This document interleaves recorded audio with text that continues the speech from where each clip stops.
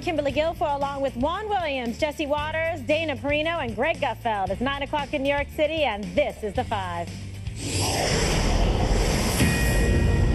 As world leaders are converging on Germany tonight, getting ready for the big G20 summit there, President Trump is flexing his muscle on the world stage today, receiving a huge reaction from folks in Poland while delivering a powerful speech there.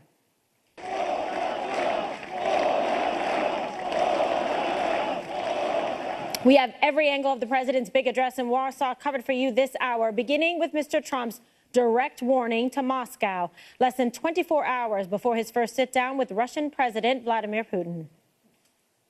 We urge Russia to cease its destabilizing activities in Ukraine and elsewhere, and its support for hostile regimes, including Syria and Iran, and to instead join the community of responsible nations in our fight against common enemies and in defense of civilization itself. All right, Dana, so many people giving the president high remarks today for the tone, the tenor of his speech, and obviously the world is watching and listening, and especially in light of what's going to transpire tomorrow with his meeting with Vladimir Putin. Yeah, so a day that was like filled from the beginning to the end. And that's what you really want to do on a presidential trip. You want to basically fill the airwaves with just dominate all the way through, because it wasn't just the speech today, which, as you say, was well regarded. It was also the fact that he met with the South Korean president and the Japanese prime minister. Notably absent was the president of China, trying to basically, that symbolism there, saying, you don't want to get isolated from us. Like, we are the good guys. We are on the side of Western civilization. We are on the side of peace and prosperity. And China was not there at the table. They'll probably have a chance to meet at the G20 at some point. But he also, I think, in that what he was talking about in regards to the setup to the Russia meeting, is he has so many complex issues to talk about, including Syria and Iran in particular. The most pressing one, especially because we have actual soldiers on the ground. And that deconfliction issue in that area, as ISIS basically loses more territory, gets more complicated as it goes forward. The other thing that the president talked about, which many presidents have done for decades, is trying to explain to Europe, you have to become more energy independent. You cannot be dependent on Russia for your energy, because they will starve you, or they will basically freeze you out in the winter. And so there is a movement by some in Europe, and headed by the Poles, to try to do that. So the president, I think, basically ran the gamut today of all the different things. I agree with Charles Krauthammer that this speech today, when it comes to freedom and liberty and America leading in the world with our Western values, was really different from the inauguration speech. And it was something that, if you have been following Ronald Reagan for years, you listen to that speech today that President Trump gave, and you're like, okay, that's what I can agree with that. I loved it. Okay, so you thought he covered all the points and, hit the notes. That was a great speech. Today. Beautiful. Yes, very well done, I think. All right, Greg, your take. I think that the speech, first and foremost, was a reminder that on the world stage, we are back. Pardon us for the hibernation, but we are tanned, rested, and we are back. And I think that's what he did. And what's interesting about when you listen to the chants, Trump's vision aligns more with the present day world than the predecessor. He is concerned with the big ticket items: terror, security, freedom. Jobs. U.S. media and liberalism in general is consumed by the small things, decorum and language, and, of course, as we know this week, memes. So many people, and including, I believe, the people that he's speaking to there, don't care about that stuff. And even when he brings it up, they might not even know what he's talking about, because the small outrages are marginalized when compared to the big stuff that he talks about. He is, ironically, more a citizen of the world than President Obama was. Remember, President Obama was the citizen of the world. He was wrong on every worldly thing.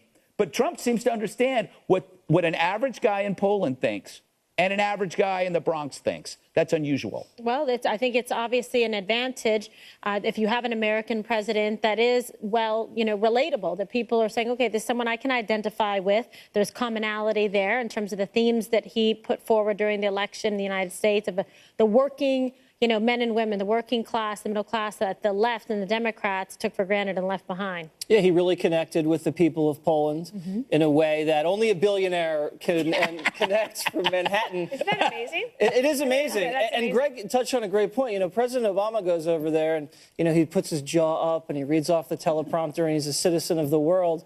And, he gets a lot of adulation. Right. But Donald Trump is literally a man of the Polish people, and the way he connected the plight of the Polish people in the fight against Nazism and communism and fighting against oppression with America's fight for freedom, I thought it was tremendously inspiring. On the Russia thing, I think he took a pretty tough tone when you look at the speech itself, when he says, get out of Ukraine. He didn't say that, but, back off Ukraine. He said, watch where who you're backing up in Syria and Iran. He also announced that he was selling the Patriot anti-missile defense system to the Polish. The Russians aren't really happy about that. He also announced that not only Poland, but a lot of the other NATO allies are ponying up their price for their own defense. Russia's not going to like that either. And Dana touched on it too. This gas deal, which they're working on, is a very big deal because Poland and a lot of these other Eastern European countries get a lot of the natural gas from the Russians. And if we can start exporting our natural gas, it's a little bit more expensive, but that really weans them off Russia and takes a lot of the Russian clout away in terms of their politics. And I think that's probably the most substantial accomplishment if he comes away from this afterwards. What do you think about that, Juan? The energy, independence piece, I think, is quite interesting. And, from a geopolitical perspective, I think quite crucial and integral to a moving forward, especially for countries like Poland, other people that have been essentially held, oil hostages for energy by Russia. There's no question, and I think that's an essential moment in terms of how the Europeans deal with Russia in the future. They cannot deal with Russia effectively, and they didn't deal with Russia effectively on the Ukraine because of the threat that they had financial interest in addition to the oil interest. So that's a real point. But let me just say, I heard something a little different there today than the rest of you, because what I heard him again do was to again point out sort of this nationalistic view, the United States and Western civilization under threat. That's in the B block, Juan. Whoa. But the second thing that again struck me was he goes after the press. He went after the press big time in this speech. And then he also goes after President Obama. Right. And we're doing that now. It just sounds to me like he also, and this was really shocking to me, he goes after U.S. intelligence agencies. But that wasn't in the speech. That was a question in a briefing. This is the message of the That was in a day. brief This is the headline of the day. The speech. He was answering questions, It's also Juan. the next layer. So let's But I'm just talk saying, about this that. is what he's doing. He's, to me, going to Poland, a country where you have President Duda going after the press. They can't even cover the parliament and all the rest. And he's going after American media. To me, this is out of bounds. He was asked those questions and he answered them honestly. He said about Russia, a lot of people could interfere. For many years, it's been done. That's how false is that? When the stuff on Obama, why didn't he do anything? That was an answer to a fair question. When they asked him about anything, he would actually answer it. Sorry, Yeah, but I have to answer this. But he did this in a way that it seemed to me to say, you know what, this is about delegitimizing my election. That's all he seems to care about, not the reality that all the intelligence agencies have said Russia interfered in this election. So while in Poland, the president also answered questions at a news conference we've been talking about for the past 5 minutes, been trying to get to this, alongside President Duda. He had this to say when asked about possible Russian interference in our election. Well, I think it was Russia, and I think it could have been other people in other countries. Could have been a lot of people interfered. I said it very simply. I think it could very well have been Russia, but I think it could well have been other countries, and I won't be specific. Barack Obama, when he was president, found out about this in terms of if it were Russia, found out about it in August. Now, the election was in November. That's a lot of time. He did nothing about it. Why did he do nothing about it? I think what happened is he thought Hillary Clinton was going to win the election, and he said, let's not do anything about it. Had he thought the other way, he would have done something about it. Okay, well, that's a widely believed theory, Jeff. Okay, so I think there's two primary reasons why President Trump tries to soft pedal the Russian interference. One, because that taints his own victory. Right. And he doesn't want anything to take away from his beautiful victory over Hillary Clinton. Huge. And it also feeds this narrative and by the kooks that there was some Russia deal with Trump, and that's bogus. But anyway, he also wants to leave room at the negotiating table with Russia, with Putin, so he has more room to operate with Syria or North Korea or Ukraine. He doesn't want to poison the well with this BS. So he's also saying, President Obama, if it was that big of a deal, if it was that huge of an interference, he didn't do anything because it probably wasn't that big of a deal. And Well, can I people are all, respond no. to Let me that just point? make one more point. Okay. You're saying that the President Trump is throwing the intelligence agencies under the bus. Yeah.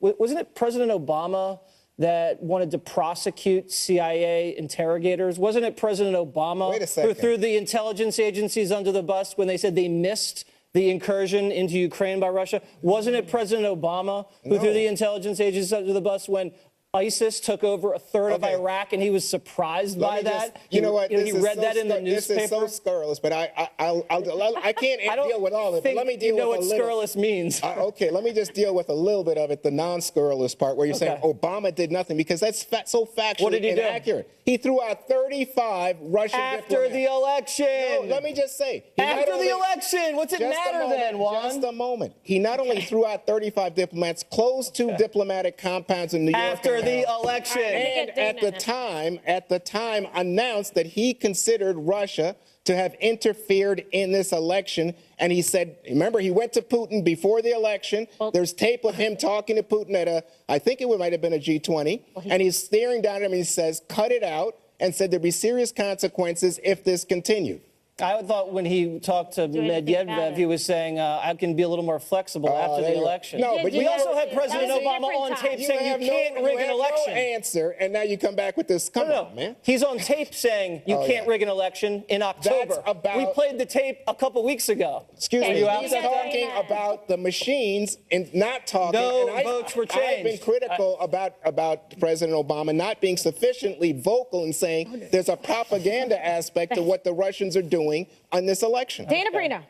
I really don't even know where to begin. I mean, basically, Start it was like someplace else. all I could think of is like when I was a kid and we make pine cones, you spread it with peanut butter and you roll it around all the seeds. Wait, so who that, did that? so that basically that was all the arguments of the entire last 8 years were just put forward. So I'm not exactly sure where to start.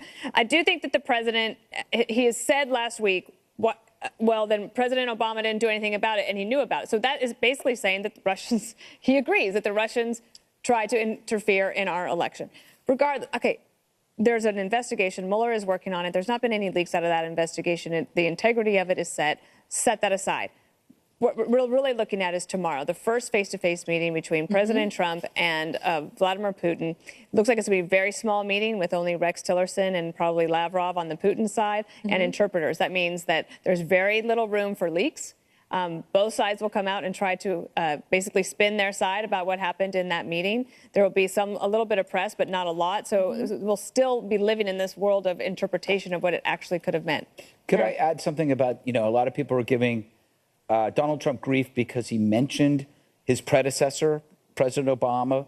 He did it by name, which is way better and more respectful than President Obama talking about a temporary absence of U.S. leadership, because he's trying to be so clever and never mentioned the president's name when he was in South Korea talking about it, whether it was climate. Did it a couple times, but he always mentions It's passive aggressive, and he's yeah, not it's fooling I'm anybody. being so sly about it. At least Well, in Trump his says mind, your name. In his mind, he's probably trying to be cautious about not being criticized. But he knows.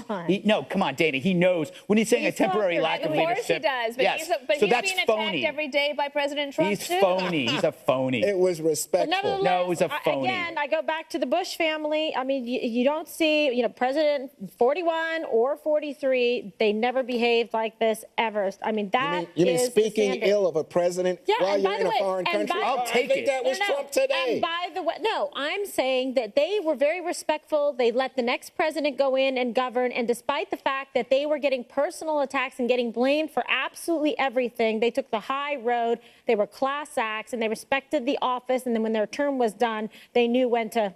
Yeah, You know but who it's took also the Trump people who say that that was a mistake. Oh, my That they gosh. should have pushed back. I mean, I like the approach, but I mean, All right, you know it who's doesn't the matter worst? what you do, you get criticized. You know who the worst is out of everything? Mayor Bill de Blasio, He's the worst. without telling anybody, Worst. anybody in the city, he flew to Germany to protest. No way. He claims the cost was footed by Hamburg, shows attitude. Dude, what a horrible little man-child this is. To sneak out of the First. city, he leaves his city, his responsibilities to go protest. He's such a dirtbag. Please, someone challenge de Don't Blasio. re-elect If him. something bad happens here, we don't have a mayor. Fine, I'm going to do it. Maybe that's actually a good thing. Let's Maybe start on something Monday will morning, get done. Greg, with this campaign. All right. In his sweeping address today, the president asked the fundamental question of our time. Does the West have the will to defend civilization? Next on The Five.